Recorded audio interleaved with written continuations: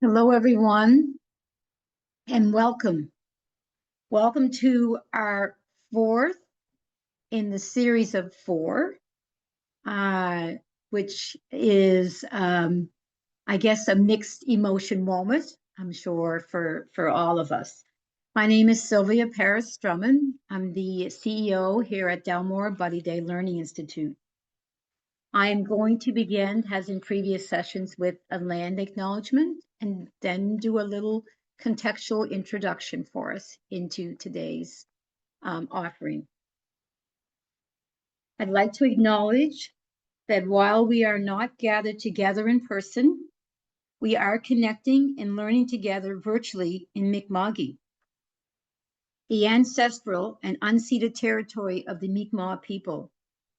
This territory is covered by treaties of peace and friendship that were first signed by the Mi'kma'ki, Wolastoqiyik people with the British Crown in 1726.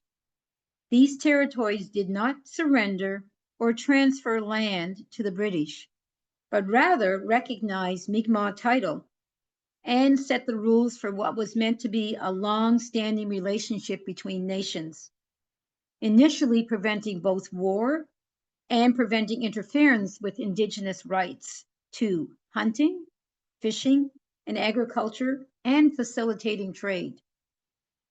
We are all treaty people, and as such, have responsibilities to each other and to the land. This territory is also the birthplace of African heritage and culture in this land that we now call Canada.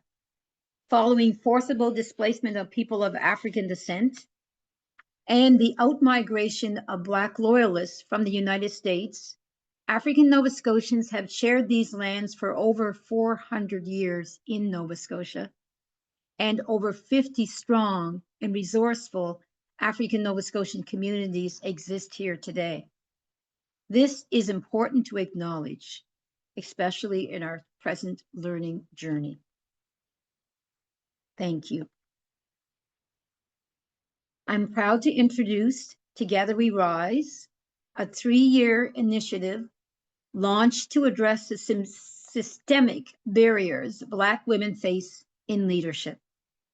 The project builds on the research Concrete Ceilings, co-authored by Senator Wanda Thomas Bernard, which explores the lived experiences of Black women in Canada's public sector. We are honored to have Senator Bernard as our moderator. As the first African Nova Scotian woman appointed to the Senate, she brings decades of leadership in racial justice, equity, and mental health, and continues to be a powerful advocate for African Canadian communities. I also acknowledge that we are able to host these sessions through the generous support of financial contribution from the Nova Scotia Advisory Status on the status of women, Nova Scotia Advisory Council on the status of women. Thank you, Senator Bernard. Thank you so much, Sylvia, and thank you for your leadership with DBDLI generally, but also with this series. Today, we're focusing on, in our focus on emancipating our minds, we're spotlighting braver spaces for young Black men. Week 1, we explored Africentricity in the academy. Week 2, we explored Africentric feminism and mentorship and other mothering in the academy. Last week, we explored Ubuntu in the community. And this week, this final session, it's called Healthy Minds, Bright Futures, Brave Spaces for Young Black Men. As an African Canadian woman, a mother, a grandmother of 2 teenaged Black sons, an auntie, and a community mother, I carry the weight of worry that comes with raising Black boys in a world that too often sees them as threats. My grandsons, even at their young ages, have already experienced racism. They understand exclusion because they've experienced it. But they are learning empathy and resistance. They are resilient. And we know that Black men remain one of the most devalued groups in Western society. The statistics are sobering. Overrepresentation in prisons, underrepresentation in higher education, and the ongoing struggle for recognition and opportunity. But behind every number is a story and a future worth fighting for. My research with Black men over 30 years ago has highlighted the systemic barriers that Black men face in societies where they're expected to fail. For several years, as many of you know, I have been asking, why have only 3 Black men ever been appointed to the Senate of Canada? That's why I was so pleased to see your appointment to the Senate, Senator Ince. A long overdue step towards representation and justice. Let us continue to create braver spaces where young Black men are not just surviving, but thriving, where their minds are nurtured, their voices are heard, and as a result, their futures are bright. So today, that's our conversation. And we will be having this conversation with Senator Tony Ince, who is a former Nova Scotia MLA, first elected in 2013 and serving until 2024. He held several key cabinet roles, including Minister of African Nova Scotian Affairs. Before politics, he worked in education, community services, and the military. Senator Ince also co-founded the Canadian Congress of Black Parliamentarians. Welcome, Senator Ince. Andre Anderson. Andre is a 10th generation African Nova Scotian, a filmmaker, an innovator, and community leader.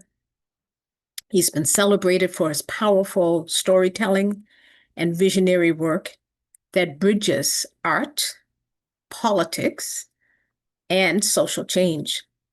As a founder of Anderson Films Incorporated, he's been totally engaged in that work. Welcome, Andre. Russell Brooks. Russell is a devoted father, a community leader, and an advocate for equity and wellness. With deep roots in the Preston Township, he currently serves as the advisor for anti-Black racism with the Halifax Regional Municipality, and he's an assistant director for the Strengthening Black Fathers Project. The full bios for these 3 guests are on the Eventbrite page. So we're going to start with some questions generally about Emancipation Day and the whole idea of emancipating our minds. And we'll start with you, Senator Ince. I'd like to ask, as a Black man and now as a member of the Senate of Canada, what does Emancipation Day mean to you on a personal and a professional level? Thank you, Senator Bernard, and thank you, everyone, for inviting me to this important discussion. There's so much in that question, but let me try to keep it short. Being appointed to the Senate of Canada was a wonderful, wonderful feeling and move. But Emancipation Day for me, when I go back to when I was young, no idea of what Emancipation Day was. It wasn't until my mid to early 80s when I was spending time in Toronto where I became more educated on Emancipation Day, going to Caravana, hanging out in the communities, hearing people talk, and it brought an awareness. It brought such pride. It brought such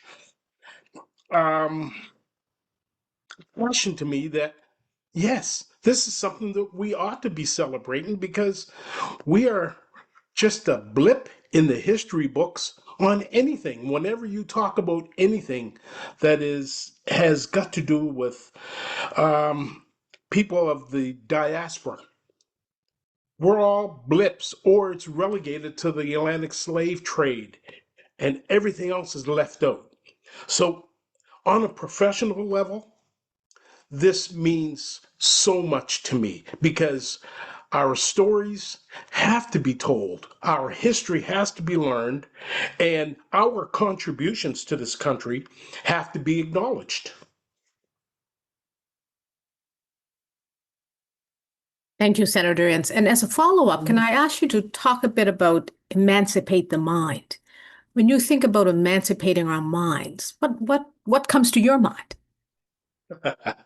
Well, it's interesting because when I began to learn more about Emancipation Day and Marcus Garvey and our history, it became evident to me that, you know, we have been hit with more than 400 years of holding us down, keeping us out of the mainstream, relegating us to just objects of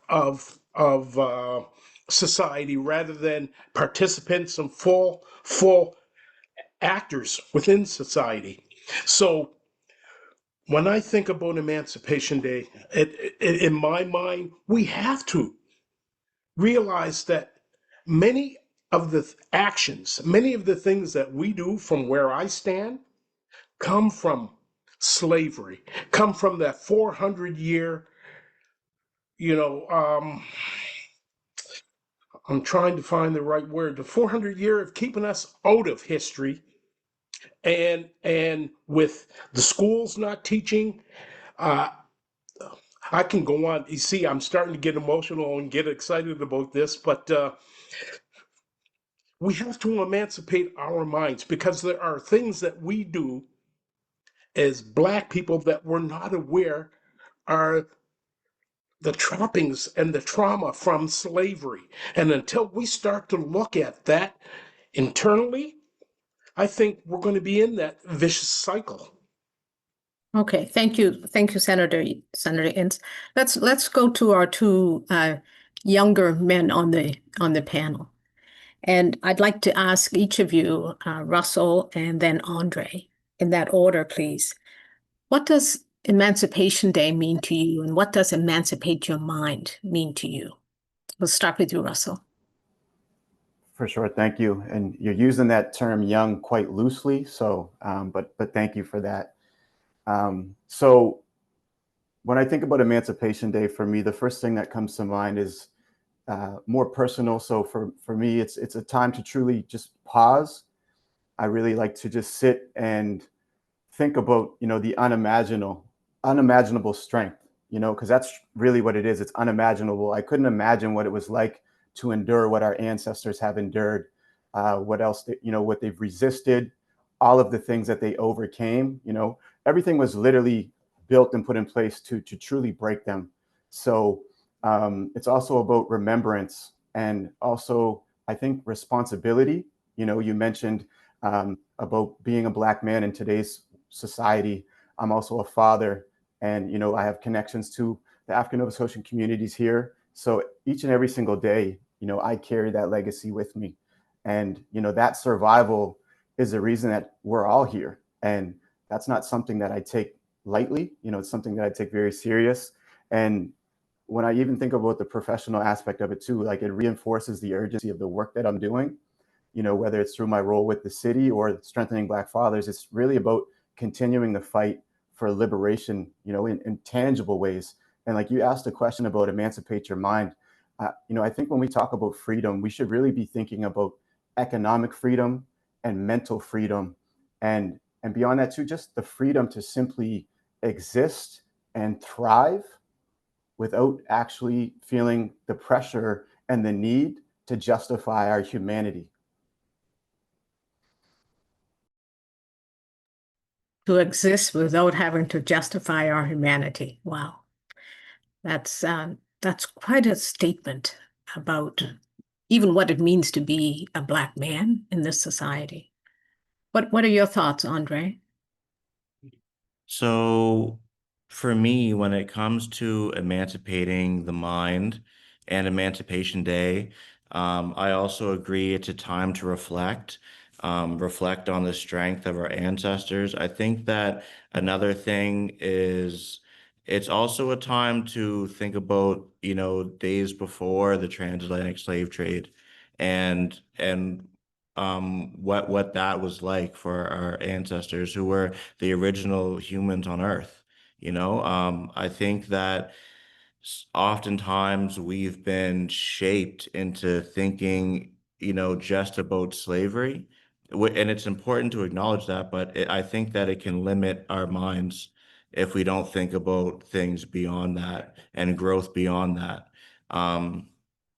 So I think that when it comes to emancipating the mind specifically, it's really about asking, what are the stories that we have been taught to believe about ourselves, and what do we need to let go of to be truly free? Um, yeah, that's some of my thoughts. No, I really like that notion of thinking beyond the enslavement of our ancestors. So what's that history? But so who's responsible for teaching that history? What would it look like if the full story of African people in the world, but in this country, was really being taught? Why don't we start with you on that one, Andre?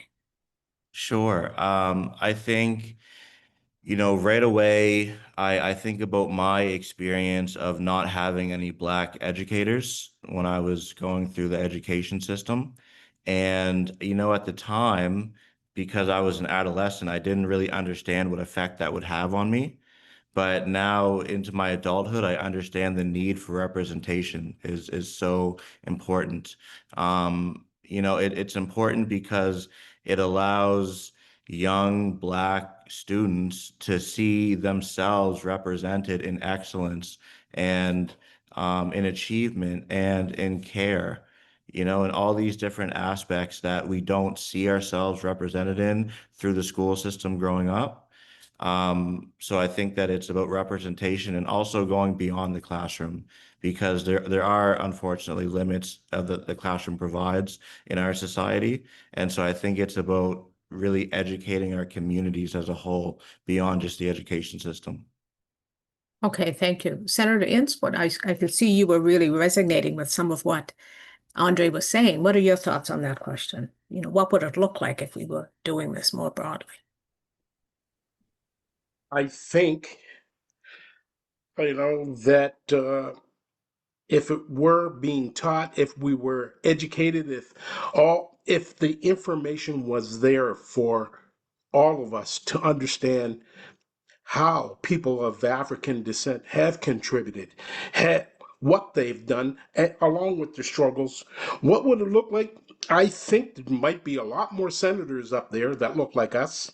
I think in the political realms, there'd be a bit more people. And as Andre had mentioned, I too, I went through my first actually, all my years until university. I had no one who looked like me. And that was quite challenging because not only has Andre stated, you have someone there that can, really relate and understand with you. Like there, if you see someone who looks like you and you're going through a bad day, most likely that person might chime in because there is that connection from community that he might be able to identify what's going on with you that day. Your day could ultimately be much better if you have somebody who understands some of the challenges that you may come with daily to the classroom. So, we'd have educators. I think society be a lot more balanced if we were included in society completely. So representation and inclusion. Anything you want to add, Russell? So I'll be quick. Echo a lot of things that were said by Senator Ince as well as Andre, but I think that there's a collective responsibility, like all across the board, to really to teach and share this information, to share these stories, to share this history, and I think it's very important and it's vital. Like we're talking about, bright futures, and I think in order to really truly brighten those futures, we need to truly be planting those seeds in our young people at a very young age, teaching them this history, planting those seeds in their minds that they can really thrive, and we need to set them up for that success. That representation is super important. Young people need to see representation and a reflection of themselves in every space that they enter, in all the environments that they're going to be, moving through. So I think that that's super important. And one of the things that I would say is critically important, and I think just universally, is that we need to really promote truth telling about everything, the good, the bad. And, we make it so easy to not be truthful because it's been the history, all across the board. So I think that truth telling is a super critical part of how we move forward to really to emancipate our minds and just emancipate the future. Emancipate our minds, emancipate our future. And you've really highlighted the collective responsibility. And I think each of you talked about school, but also community. And so that collective responsibility that we have, we can't just sit and complain about what the school isn't doing. We need to fill some of those gaps ourselves, and we have some responsibility to do that. So to our audience who've joined us again, I want to remind you that you can put questions in the chat, and there'll be a point coming up very shortly where we'll be asking you for any questions you may have. And I also want to remind you that at the end of the time today, we want you to take a few minutes to complete the survey. There'll be a survey in the chat as well, and we'd really like to hear from you with regards to the series, so that we know what we may want to do differently if we decide to do this again, and also should we do this again. I want to shift the conversation now to this whole idea of healthy minds and brighter futures. So when I think about Black Canadians and the systemic barriers that we face, especially barriers to care, think also about the daily stress of racism and how it takes a toll on both mental and physical health and well-being. And of course, we have research that highlights this, that documents this. Across our communities, people are carrying the weight of intergenerational trauma. Some of you have mentioned that. It's rooted in our histories, even just listening to the news. And of course, the news that we heard today about Africville is a perfect example. It's not just what's happened in the past, it's what's happening today. And this ongoing injustice. So when I think of healing, and we've heard this from the racism, violence, and health research that I led, we heard very clearly from African Canadians across the country that healing must be part of our path forward. So today we ask, what does it take to build a future where the minds of Black men, and today we're lifting up Black men, what does it take to build a future where the minds of Black men are healthy and the futures for young Black men are bright? So let's begin that difficult conversation, but important conversation. So Senator Ince, we'll start with you. How do you see the long-term mental health impacts of systemic racism and intergenerational trauma on young Black men today? And what are your ideas around what we can do? That is a real challenging question. We only have to look most recent. We can look at Eddie Carver's grandson. You see him on the interview. you could see the effects of the intergenerational trauma on him for his grandfather. We look at our young men, not, and let me back up a bit and say, the past 12 years, I haven't been that close to the ground to the young men and this issue because of my career. So I could speak a little bit more intimately maybe 15 years ago. Right now, I'm going to leave it to the young men to really speak more about, but what I see is, we've got a system that persists on marginalizing our community. We've got a court systems, everything. We're in 2025 and we're still fighting for us to have representation, for us to be seen, for us to be heard, for us to be mentioned in our history books, for us to be able to walk down the street without funny looks, and so on and so on. And yet, we've got a real concern in today's world because we've got a reversal of all of this stuff happening at this current time. People are trying to minimize. They're trying to say we're woke. They're trying to silence us. And we need these spaces in order for us to be able to move forward as young men and men, period, and as a community. We need to try to find a way, and I can only say it this way because I'm not in the trenches. We need to try to find a way for us as men, and I'm very proud because when I look at the Nova Scotia Brotherhood and the number of organizations that have taken root over the past, probably since about 2015, 2014, 2015, that has given me lots of hope. It has given me the meetings and everything that we've come. And when I go around the country to talk about what we're trying to do here, I often reference you, Senator Bernard, the Brotherhood, and all those folks who have been on the ground working for the last 30 years trying to get where we are today. So thank you. I don't think I've answered it, but it's too complicated because we've got intergenerational trauma, systemic racism, we got mental health, and then on top of that, we've got a society that's not even really recognizing how mental health has affected us all.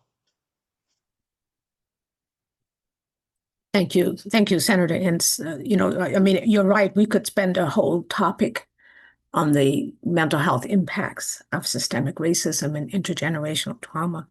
But let me ask Andre and Russell, either one of you want to weigh in on that question? I can jump in if Andre is not ready. Go ahead, Russell. So there's a lot of things that comes to mind for me right now, and it's actually bringing a lot of emotion out of me as well.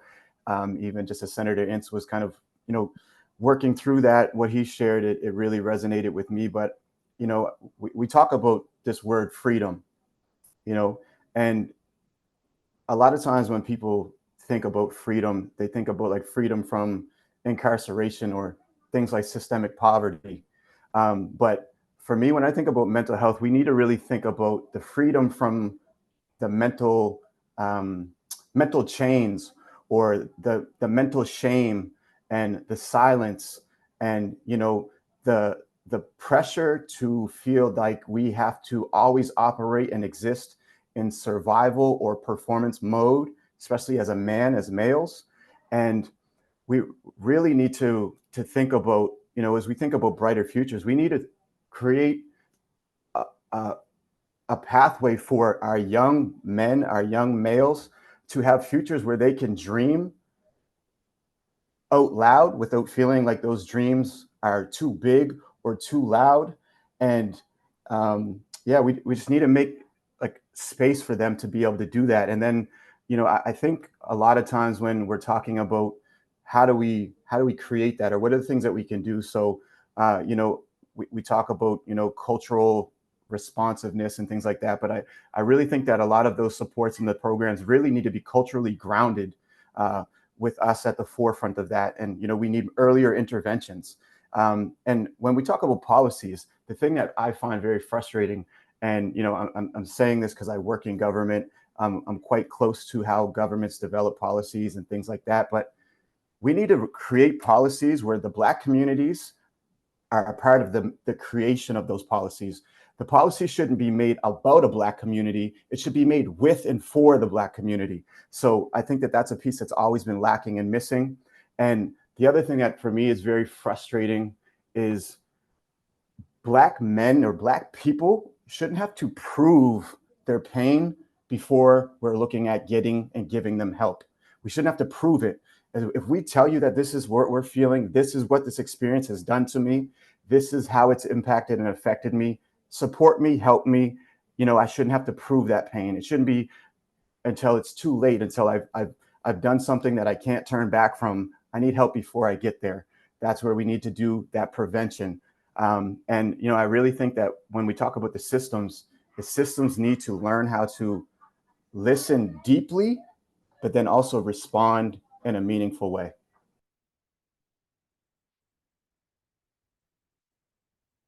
Listen deeply, respond, build policies with us from the ground up. Andre, any comment on this? Yes, great points by the other panelists. I agree with all of them wholeheartedly. I think that, you know, I think that healing needs to be a priority and a focus. I think that a lot of people in my generation are holding on to different things and they're not sure really how to heal. And I think bringing that as a way to normalize that in the community more, healing and to do that, I believe that we have to look at Blackness as a society. We have to look at Blackness as more of a soil and less of a season. I feel that oftentimes, you know, it's around February, everyone's really interested, or Emancipation Day, people start to get interested. And this is both outside our community and inside our community.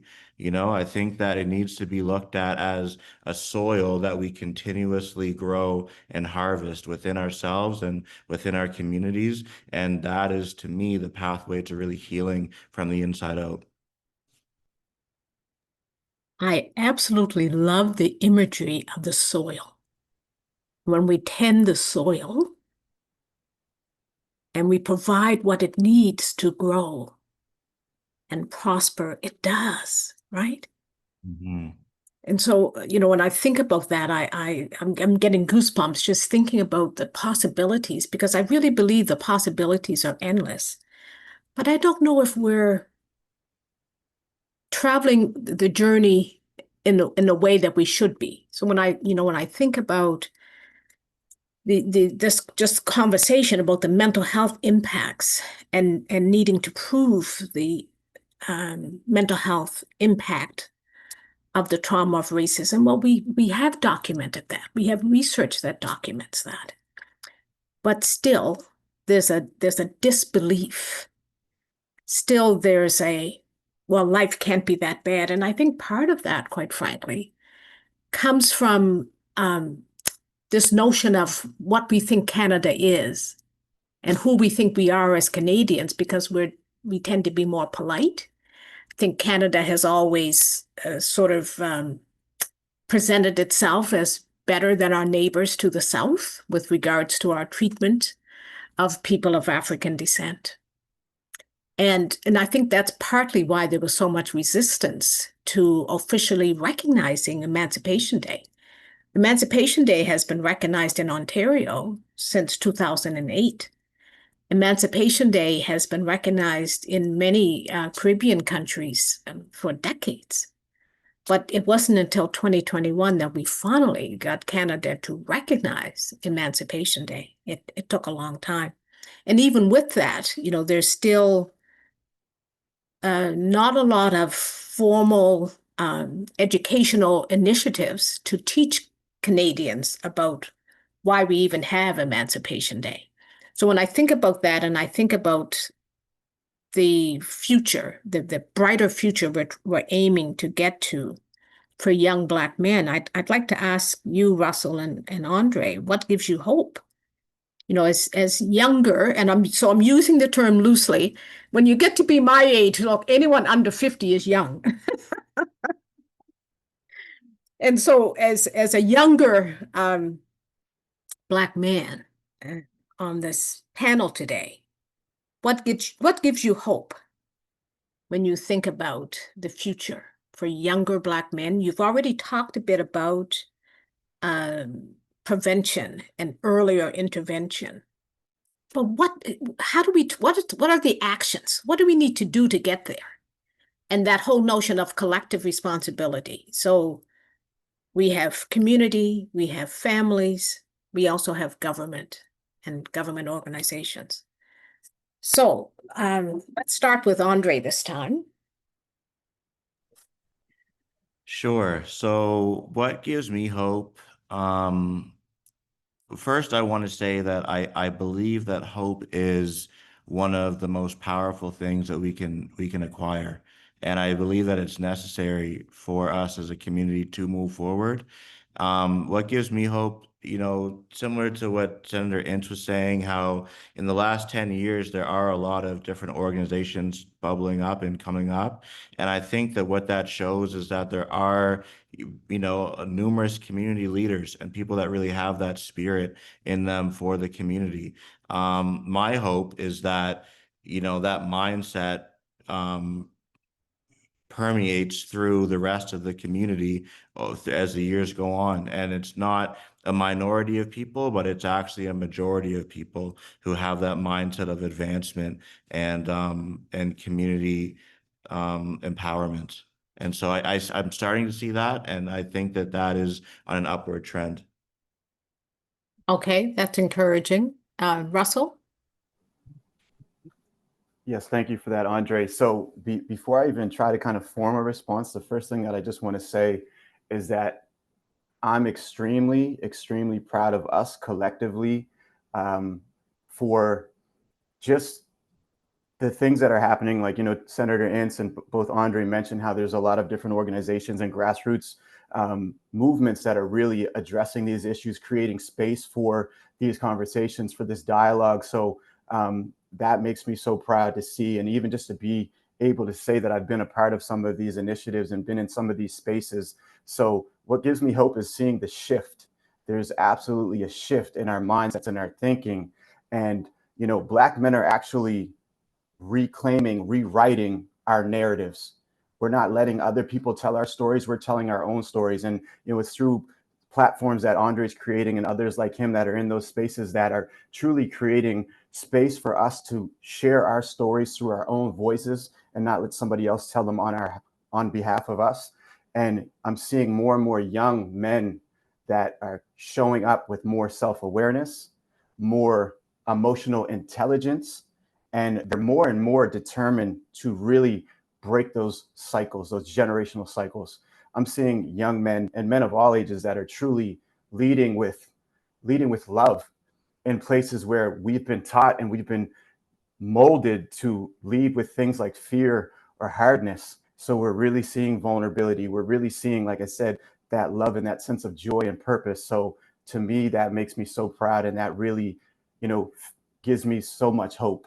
And then just you talked about the responsibility piece, and again, it's that collective responsibility. Like it's everybody's responsibility. We should all want to be part of a society where everybody's doing well, and we need to make thriving, and this is, I think, important, because thriving shouldn't be an exception. Thriving and doing well should truly be the standard for all people. And, in order to get there, obviously, we have a lot more dismantling of things to do. There's a lot of barriers that are in our way. We need to dismantle those. We have to continue to proactively and very intentionally invest in wellness. We need to create opportunities. for representation, for Black folks to be a part of all of the creations and development of all these things. And truly, Black people should be leading this work that is serving and supporting the community. And, the other thing that I would say is that you hear a lot of times where we'll say things like they just need chances or they need opportunities. And I don't think that young men don't need chances. They need people that are champions. They need people that are truly championing these things, this way of life, who are creating those pathways so that they can get there quicker, sooner, and with less resistance and barriers. Young Black men need champions. Okay, and maybe one of those champions is in the person of Senator Ince. Senator Ince, what gives you hope?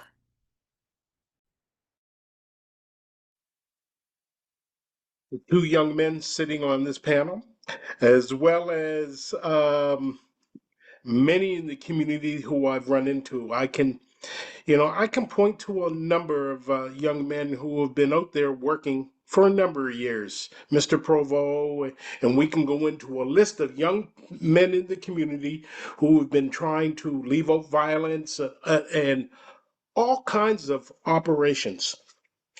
Here's what I'm going to say, though. With that hope, I still, and please forgive me, but I still have a bit of reservation. And I'll tell you why. I was a cabinet minister. I was in a position in government where you believe you have some say and influence. But I've often seen through government, through our education system, through our healthcare system, there are elements within our system that are trying to keep their status quo and are not comfortable with us moving forward or even coming up to the same level as them. So when we talk about some of these challenges and we talk about the systemic issues, we've got to find a way with allies and our community to really address those roadblocks. I'm going to say roadblocks because they're not going to stop us. They slow us down. They're speed bumps. But that is our biggest challenge because while we all work so hard on this end, and when it comes to policy, as you were addressing earlier, and legislation, there are elements who, for whatever reason, don't think that we are worthy of that, point blank. So while I'm very hopeful, I am very mindful that there are still elements within our society who don't want to share. Simple as that. And in our society, in a capitalist society, we're not taught to share. We're taught to compete. And when we try to bring an Afrocentric lens to our worldview and our way of being in the world, it's going against the grain. So, how we do that. One of the things I'm going to promote the book, Race and Wellbeing. If you haven't read it, Magda or Savannah can pop it in the chat. This book speaks volumes about racism, the impact of racism, critical hope, healing, all of the things we're talking about. That book speaks to it. And the book came out in 2010 based on research that I led with colleagues in Halifax, Toronto, and Calgary. So just want to say that we don't have to reinvent the wheel. There's a lot of good content in that book that people may find helpful. At this point, though, sort of being mindful of time, I'm going to ask Magda to check the chat or the Q&A section to see if there are any questions from our audience that they may want to ask to our Yes, panel. we do have a few questions. Okay, we'll take some of those First, now. What is the importance to all of you on the panel around telling our stories in our own voice?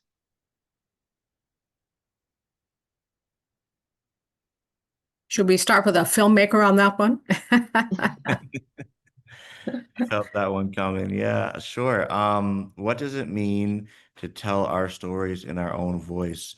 I believe that, in my work as a filmmaker, that's part of the reason why I got into this industry, is because I started out as an actor telling the stories of other people, and I was waiting and waiting for people to tell the stories of my community, and I ended up waiting 9 years. And so at one point, I looked back and I said, okay, yeah, I know the change that I want to see, and so I need to be the person to work towards that change. And I think that one thing that does is it makes the stories accurate, but beyond just the accuracy of the storytelling, I think that when you hear a story or see a story from somebody in your community, there's that room for inspiration, deep inspiration. Um, my real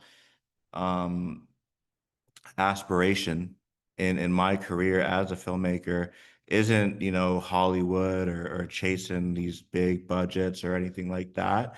Really, it's about inspiring the next generation of African Nova Scotian storytellers who are going to come behind me, who are already all on their phones and know how to edit all these different videos and making these little skits for TikTok or what have you. I see storytellers in my community just waiting for somebody to give them the tools and resources to bring those stories to the screen.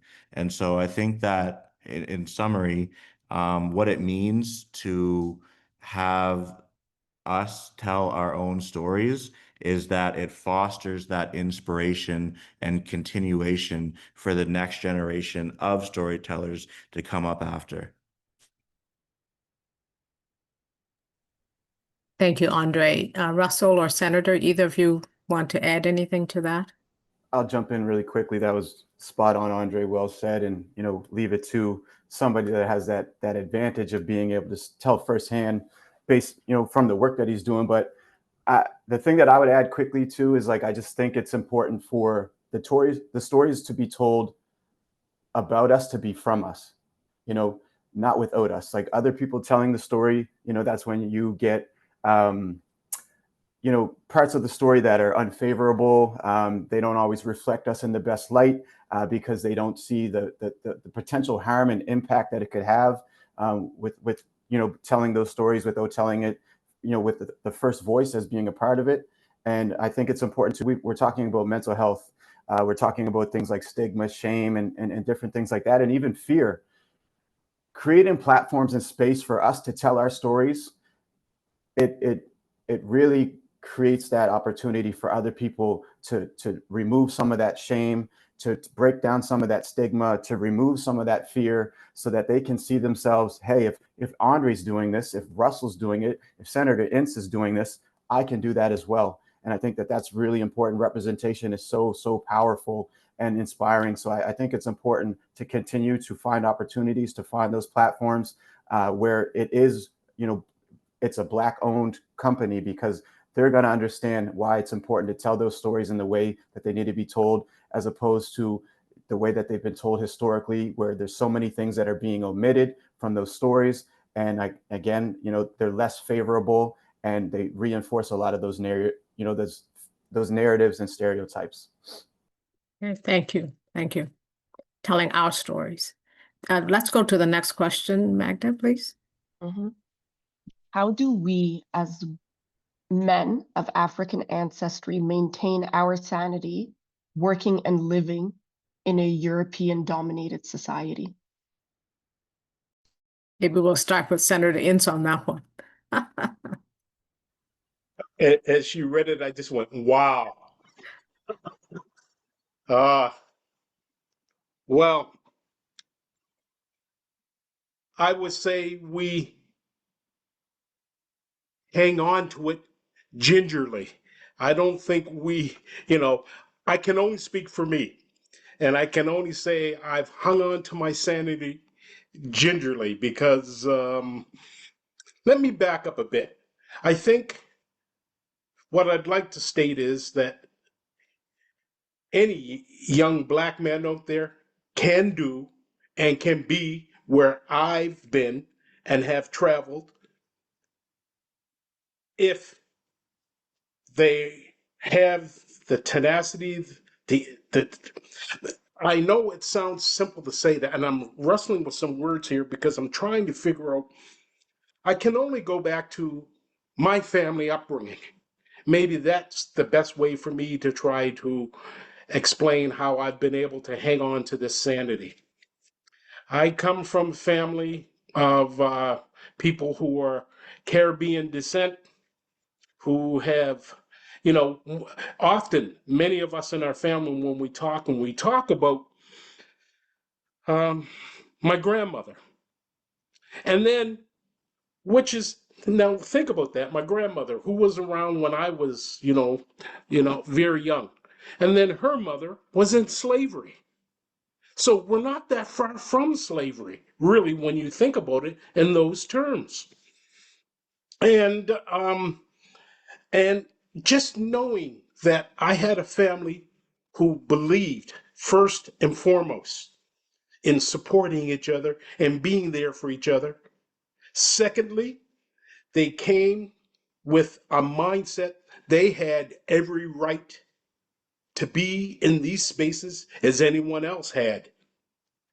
They had that defiance and resilience to fight against a system that didn't want them there. So when I think back to my mom, my aunt, my grandmother, and let me just take that broader to my bigger community, the individuals I grew up knowing, Billy Downey, and I can go on and name a whole host of people in the community where you've heard stories and you think all of that has allowed me to sort of maintain my sanity and say, I have every right to be in these spaces as anyone else. And that has come with challenges because I recall, Senator Bernard, at one time when I was living in Toronto, I went into Queen Street mental health place because I was dealing with anxieties and a number of things. And what really opened my eyes was the way they dismissed me. They told me, you'll be okay. Go see a family doctor, and they pushed me out the door.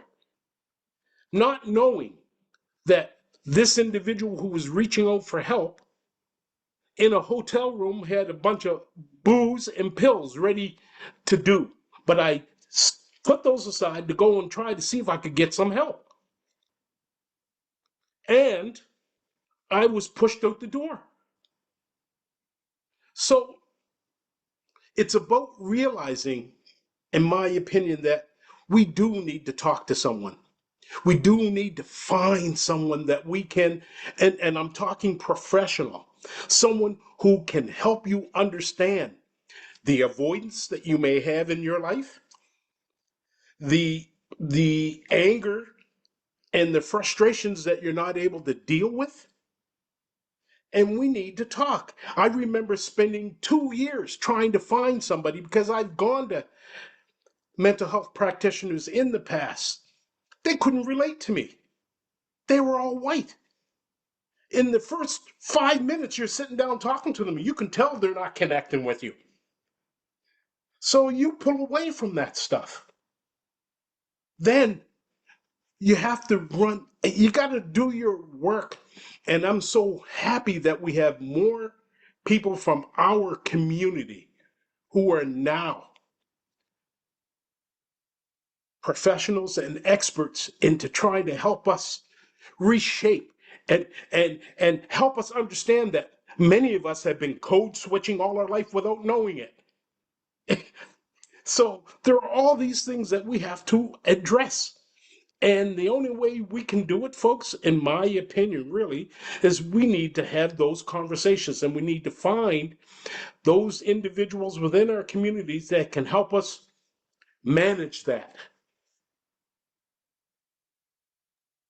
Thank you so much, Senator Ince. When we break the silence around the trauma in our lives, the mental health illnesses in our lives, that opens the door to others. So I really want to thank you for sharing your own personal journey today and the struggle to find help. And as you say, fortunately, today, we actually have so many more people who fully understand racial trauma, race-based trauma, the impact of racism on mental health, and how to help people navigate through that. Absolutely. We'll go now. We'll take one more question from the audience. Magda, please. Mhm. Thank you for facilitating this hard, emotional, and very thoughtful conversation. I am wondering how I can support men and others to move forward, acknowledging the history of survival and struggle to center joy, leadership, and the complexity of Black men in conversations about emancipation and liberation. I think that one goes to Russell.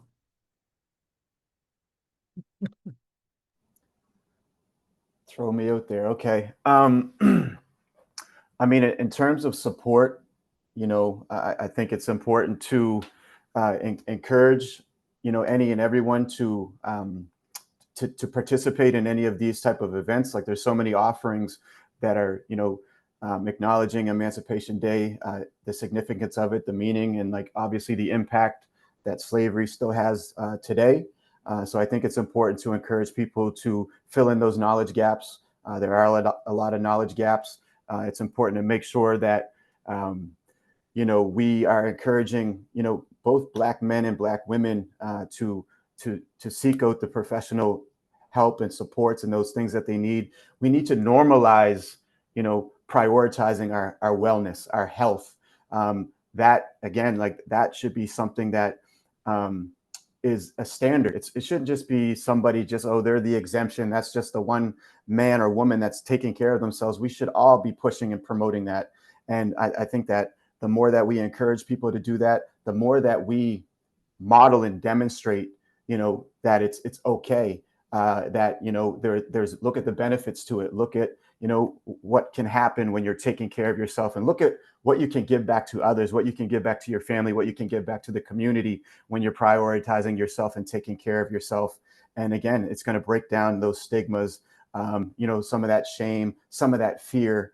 It does take courage. It takes people being open and honest, like Senator Ince, and just sharing. It's not perfect. It's not always going to be easy, but if you have the right supports and the right sense of community around you, you will be able to navigate it a little bit better, a little bit easier. And the more that's the collective thinking, the more, we're going to progress forward and just find ourselves in a better position to really, start thriving. Thank you. I'm going to move us on. If there's any time left, we'll come back if there are any other audience questions. But I want to move to the last area that was on our list of things to talk about today. And today we gather not just to speak, but to speak bravely. We are here to affirm a truth that too often goes unspoken, that for young Black men and for many marginalized voices, safety is not guaranteed. And yet it is precisely in these moments that bravery truly becomes essential. We speak today of braver spaces, not as a rejection of safety, but as a necessary correction, because braver spaces, while well-intentioned, are often shaped by those who have never had to fear the consequences of their voice. Braver spaces, by contrast, are forged in courage. They are built by those who dare to act in the face of injustice, even when silence might seem easier. In the spaces where we live, in the spaces where we work, we must embrace this bravery.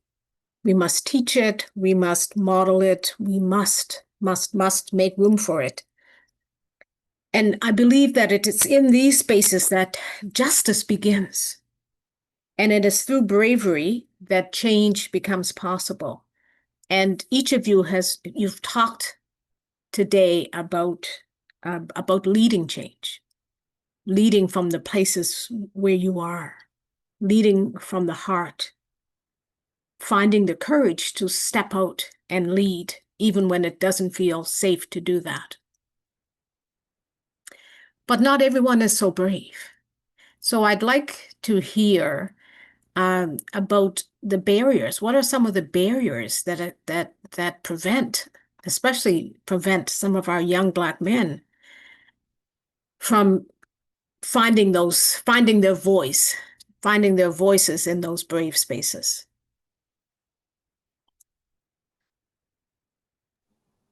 Can I tackle Senator, this one would you like to first? start? Oh, I'm sorry. Was that Russell? Go ahead, Russell. Go ahead. Okay, perfect. Because yeah, just so much of that resonated with me as you were talking through. And I just want to start by saying, the fear is very real. It is a real thing. And I just want to expand on that a little bit, because a lot of times people don't truly understand like what that fear consists of. And I think about the fear of being labeled. There's also a fear of being punished or misunderstood, and then even beyond the fear, you can experience this emotional exhaustion, for carrying so much and not being able to release it. So that exhaustion can be felt as well. And I think about Black men, so many of us are constantly in survival or performance mode. So sometimes speaking out can feel like, a risk that you just simply can't afford. So I think about the fact that so many, especially our young Black men, are learning consciously and also unconsciously that vulnerability can be dangerous. And also you think about when they don't see any changes that are happening after others speak up. They're brave enough, they're courageous enough to speak up. So when they don't see that change, that reinforces this silence that is going on for too long and is not helping us in any way. So I think it's really important that we continue to promote that, we continue to demonstrate that, we continue to create those spaces, whether you want to call them brave spaces, whether you want to call them soft spaces, but we need to create spaces where the dialogue can happen. It doesn't always mean that you're comfortable, but it means that we're putting ourselves out there because we need to start making a change, and the change needs to start with us, because the reality is that no one is coming to save us. If we want white folks to come and do the work for us, it's not going to happen. So we need to have our Black men, our Black women, our young Black men, and our young Black girls leading with courage and knowing that they're supported by all of the people that care about them and that are invested in them. No one is coming to save us. Well spoken, brother. Senator Ince? Thank you. I start by this. I try to look at myself and what eventually, because I wasn't always like this, what eventually pushed me to stand up and step forward to say, I've got to say something. I've got to bring my voice to this. And again, I go back to my community, and I go back to a number of people in the communities. And knowing that history, having the opportunity to have learned that there have been those champions in our community, despite their circumstances, they were going to step up and speak. Rocky Jones, having the opportunity growing up to hear about what he endured and the challenges he faced, at the same time, the fight he kept Senator Bernard, another one, going through the School of Social Work and doing everything that she has done to move us forward. When you sit back and you, in my opinion, and you have a family who also says to you, you have every right, and then you look at those leaders, those people whose shoulders we stand on as the younger ones who have opened those doors, I think it gives you a bit of confidence. It gives you that strength to say, you know what, I've got to say something. And then I find that when you say that first thing, and it may have some relevance, but the community has heard what you've said and you've said it and it connected with everybody, it is surprising how that seed grows in you. Doesn't grow fast in some cases, but that seed grows in you to say, you know what? I've got to say more. That's what drove me into this world. I didn't see many people ask me, why did you go into politics? I said, quite honestly, because I don't see too many people who look like me sitting around those tables. Simple as that. I don't see the conversations about my community at those tables.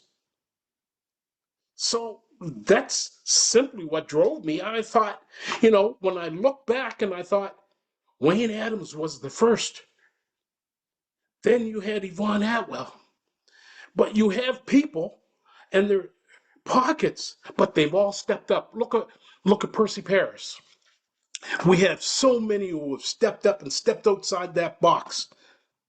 Why can't I? And I always said that to those other young people out there. If I can do it, you can do it. And I will still say, as I've said from 2013 till now, anybody who is interested in this world that we inhabit, the political world, I am truly open and available to share whatever it is I have to share. Because if I don't do that, I might stifle the next prime minister who could be looking like us.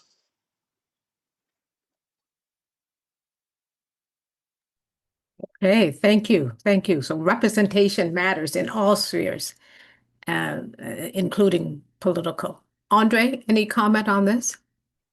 Yes, definitely. So talking about bravery and brave spaces and people speaking up, I think that one thing that you want to have when you're looking to be brave is the right tools. And for me, I think, one tool that a lot of people use is their faith in God, their spirituality. That can allow them to be a lot more brave than they otherwise would be. The other thing I think is a great tool is purpose. I think that finding your purpose in your work and in your life gives you the confidence to understand that what you're doing is beyond just yourself. It's for the betterment of those around you. And once you lock in with your purpose, I feel that it's easier to be brave. And the last thing I want to say is, I was listening to last week's discussion, and there is a point brought up about an African proverb about hands, and it was essentially that your hand gets washed by the work of two hands working together. And so I think that when we speak up and when we are brave, there needs to be that connection with other community members who are supportive and encouraging and acknowledging, the fact that you were brave in the first place. When somebody speaks up and they're brave and then they're just left in isolation to be vulnerable, I think that, like we said earlier, reinforces the ideology that we're not supposed to speak up and that we're Mhm. supposed to have silence normalized. And so I think that it takes not just individuals, but collective people coming together, working together like hands, washing together. I love you bringing that proverb back, hands washing together, and the need to break the silence and to have the right tools.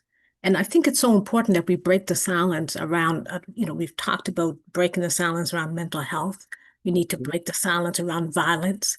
Sadly, there's a popular culture, a subculture that says to be really brave in this society, you need to be packing. You've got to have a gun, you've got to have a knife. And how do we break through that? How do we break through that in a way that people just begin to think differently about ways to resolve conflict? How do you resolve conflict without violence? What are the tools that we need, and how do we get them into the hands of the critical masses in our communities? Who am I going to pick? Andre, why don't you start with that one? Because you talked Sure. about tools, and that triggered this thought about tools. Yeah, for sure. So I think another big tool that I try to carry in my tool belt is the tool of identity. I think that a lot of times people mistake bravery for violence because they don't have much, they don't have a strong identity of their own values, and they've just taken in the values that they've been told and taught to us in popular culture. And so I think that in order to dismantle that, we go back to education, but when I say education, I mean beyond the classroom. I mean educating yourself on who you are, where you come from, and where you're going, so that you have a path that you can follow instead of just falling on whatever path is most easily accessible to you. I think that's where a lot of times we stumble and we struggle as a community, is that we don't have proper channels and proper pathways for our people to go through. And so then they're just on the path that is told to us. And we can see clearly that the path that other people are telling us to take is not a healthy path for us to go on.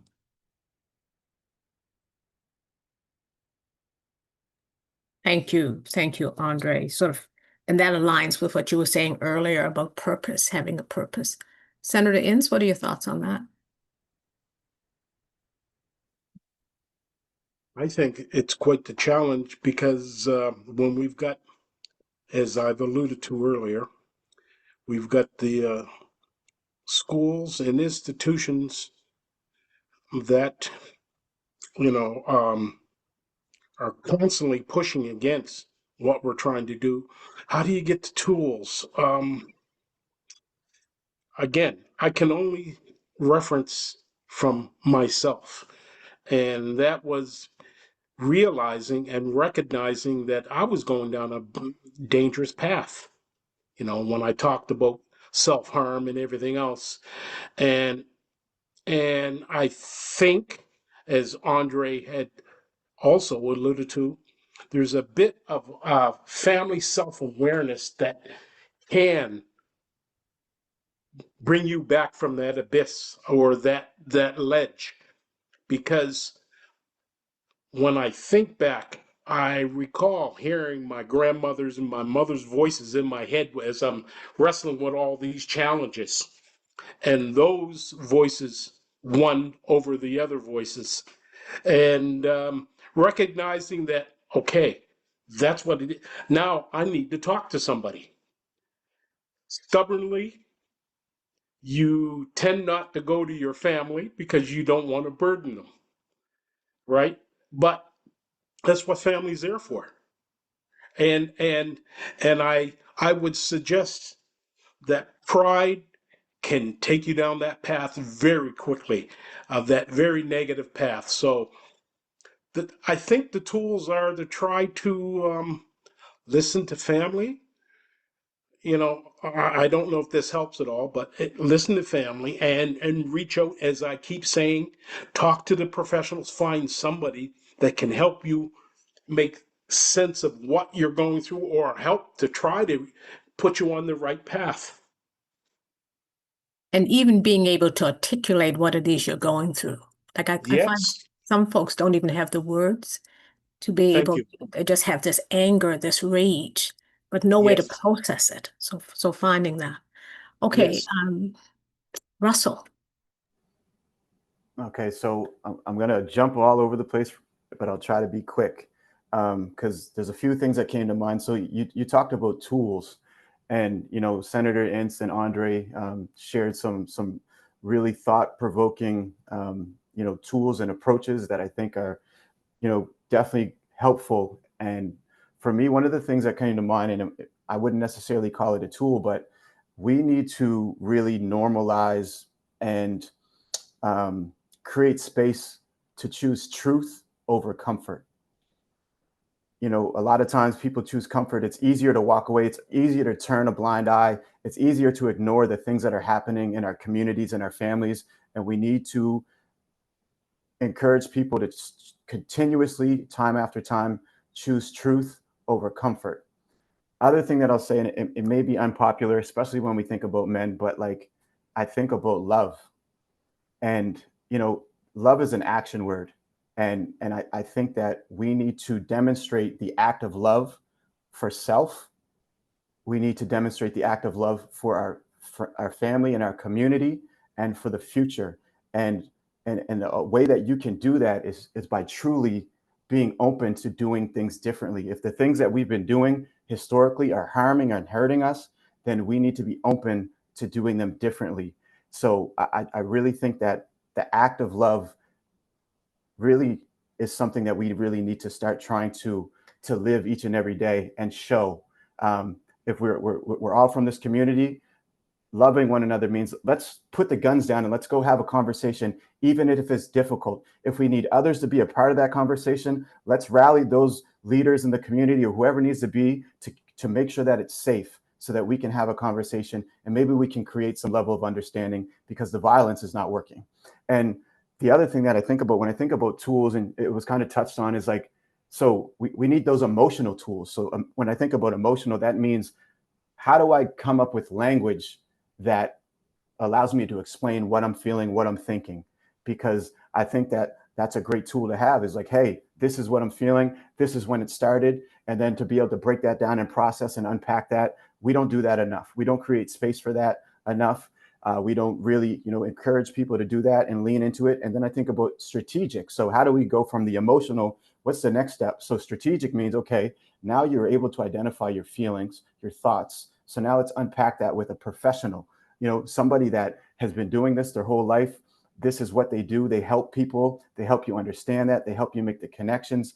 When it's something that's rooted in your childhood and things like that, you need to be strategic about it, where you go from that emotional step to that strategic step. And then, going back to what Andre said, I think that the spiritual piece is super important too. Being rooted in something, that spirituality piece, that faith piece, being rooted in something, whether that's, your religion, whether that's community, all of those things. I think it's important to truly be rooted. I think that the combination of those things will equip you with some tools that can really make a difference and can really shape what moving forward and what that future will look like.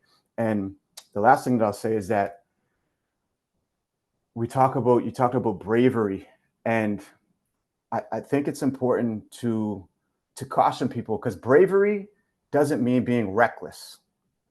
It doesn't mean just being reckless. You just put yourself out there, you just do and say anything. That's not what bravery means. So I'll use the word rooted again. I think bravery means being rooted. It means being prepared or being as ready as you can be, and then just being real, being honest, I think is very important. And I'll stop because I know we're running out of time. I know we're going to run out of time. Let me add to that last bit about bravery, not being reckless. But for me, bravery is being strategic, is knowing how to speak, when to speak, what to speak in the moment, is being able to read the room, read the space that you're in, and know how to act.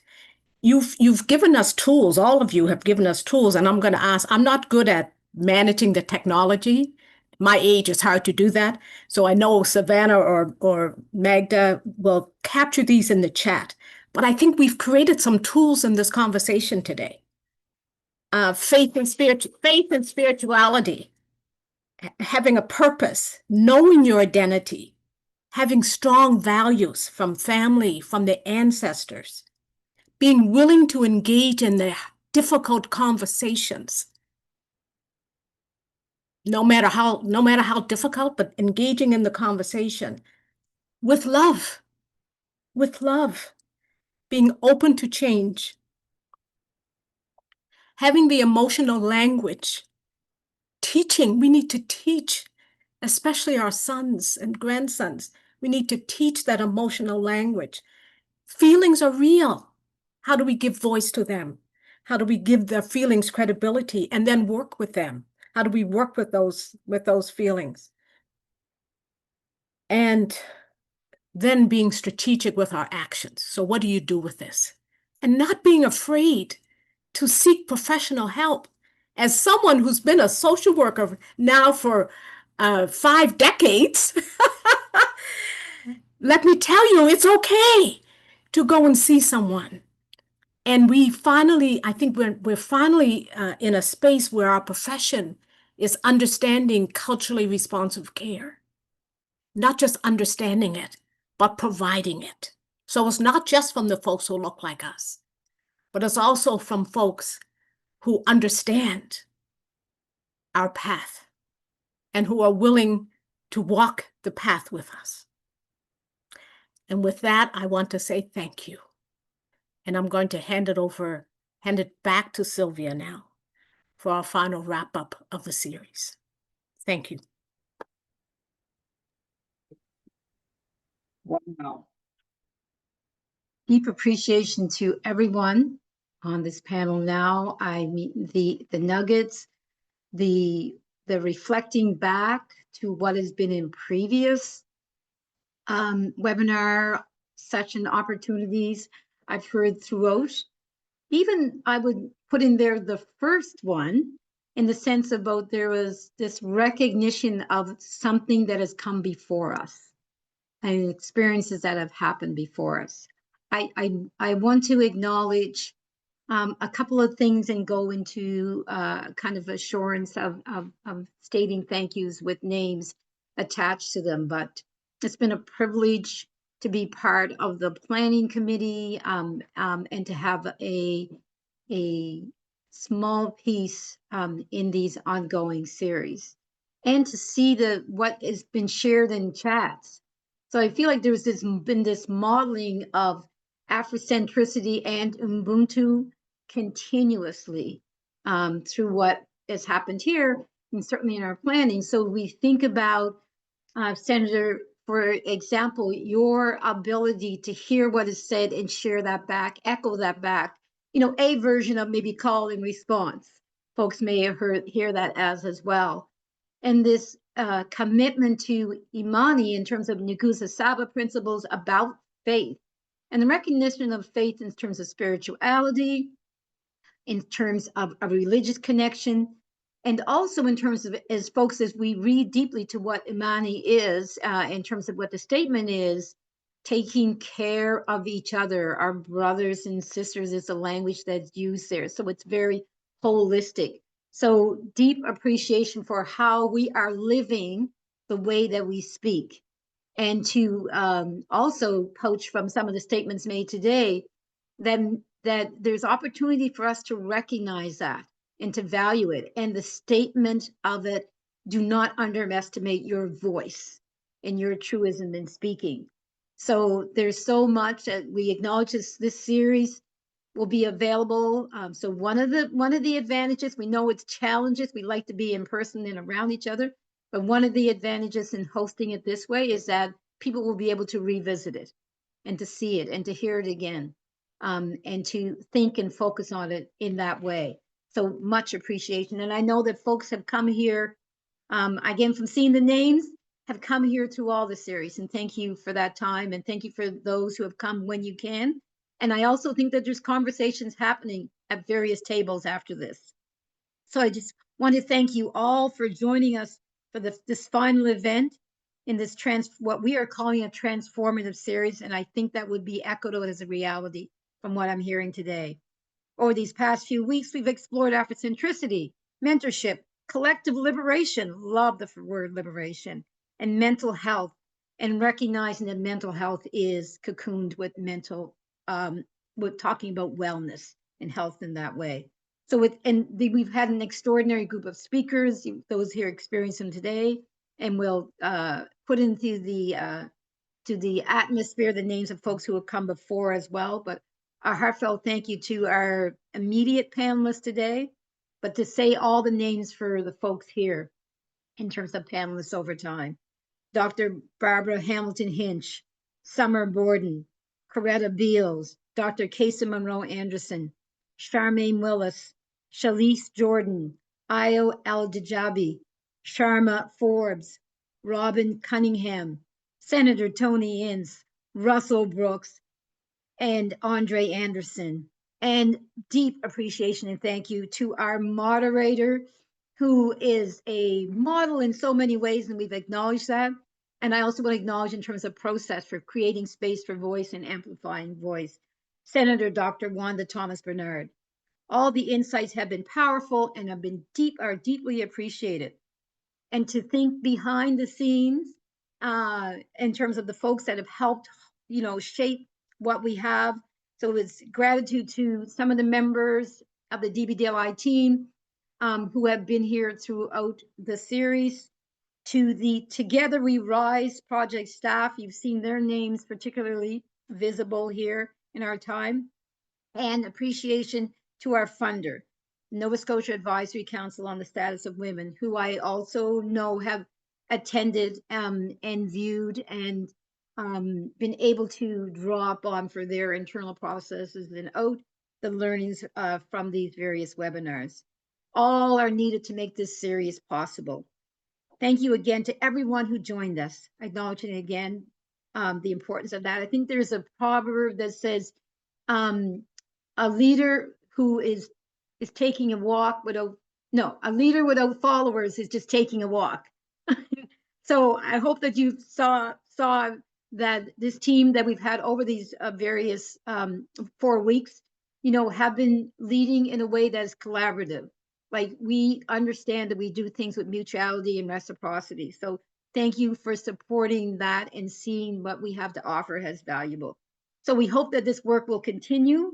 We're certainly going to continue, and you'll see other events coming from our project. As I had said earlier, it's a multi-year project, Together We Rise. So we'll be doing other collaborations and inviting folks to come. I note that the survey was in the chat. That is very important. And we've said that we have your perspective and input about what should we hold on to, what might we let go, what should we do into the future in terms of thinking about it. And we are so appreciative of the learning and the connections that would happen. And we're hoping that as we think of a symbol of the baobab tree that we have here as a symbol cultural representation here in our physical space at Delmar Buddy Day, that there is much learning that happens because we are together and collaborating. So again, thank you to all and appreciation for your support and time here. And echoing again, back to you, Senator Dr. Wanda Thomas Bernard, for your leadership in this. And I don't know if you want to have a closing voice out on this. I actually have a poem that I wanted to share, and I totally forgot. I was so excited about those 10, I think it's 12 tools, and Magda put them in the chat, so thank you for that. This is a poem that I dedicated to Black men when I was working on my PhD back in 1995. It's called Black African Man. So I want to share it today and dedicate it to the Black men on the panel and to the Black men in our lives that we love and care about and that we wish bright futures for. So here it is. Black African man, sharing, caring, loving, participating. Black African man, forcefully taken, language stolen, customs broken, lost, beaten, destroyed. Black African man surviving, reclaiming customs, proclaiming justice, sharing, caring, loving, participating, succeeding. Black African man, here to stay. We need you. We love you. We are with you. Black African woman. Thank you. Thank you, everyone. Thank you. Appreciation. See the hearts and loves going up. Thank you, everyone. Thank you, Senator. Thank you, everyone.